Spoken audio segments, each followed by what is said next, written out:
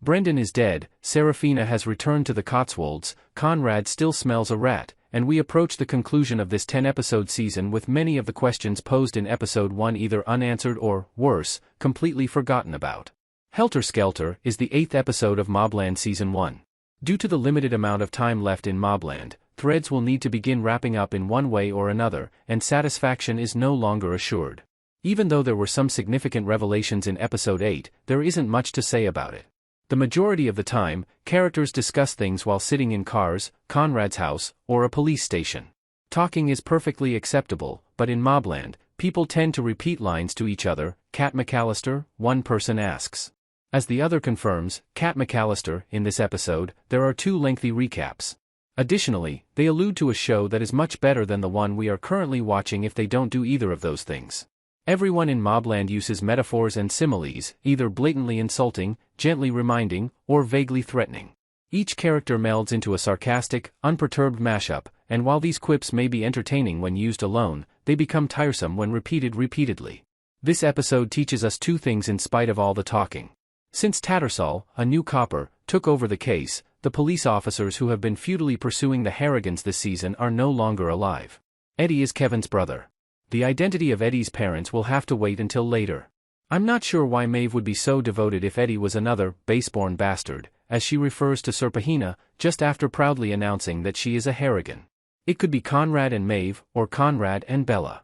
Eddie might therefore be Maeve's and someone else's. Why can't Conrad's wife play the field? The succession plan has never been a problem in MobLand, so to be honest, it's an uninteresting question, even though Maeve brings up the possibility of who will be the family's leader. Maeve and Conrad are in excellent health and won't be moving anytime soon if they are having children as young as Eddie. I wonder why Tattersall wasn't in the series from the beginning, because the cops have never played a significant role in this story before and their deaths don't really change anything. Even if all Jones was doing was showing up at crime scenes long after the fun was over, it would have been nice to have an actor of his caliber lurking in the background. Helter Skelter does give Tom Hardy his chance to shine. Hardy does not feel as prominent in MobLand as he ought to for a show with his name at the top of the casting list. He is called upon to handle shady matters, but Eddie is correct in saying that he is merely a gopher, and Hardy feels that he is a little superior to Zosha and Kiko, his fellow crew members. He finally gets the opportunity to control his own destiny in episode 8. As it happens, he and Kevin intend to usurp Conrad. Harry is aware that Maeve is in command and is not pleased about it. It doesn't matter if he has had this feeling for some time or if he just now came to this conclusion. Harry is ready to leave the Harrigans. But after hearing some news from a duplicitous member of Richie's gang, he becomes so enraged that he hurls the poor schmuck off the parking garage's roof. It seems that before Conrad approved, an unforeseen individual was trying to obtain fentanyl shipments. Is Kevin the culprit? Or is it a brand new character who was introduced as though we should already be aware of their identity? Harry mentions Kat McAllister, Janet McTeer, when discussing such characters.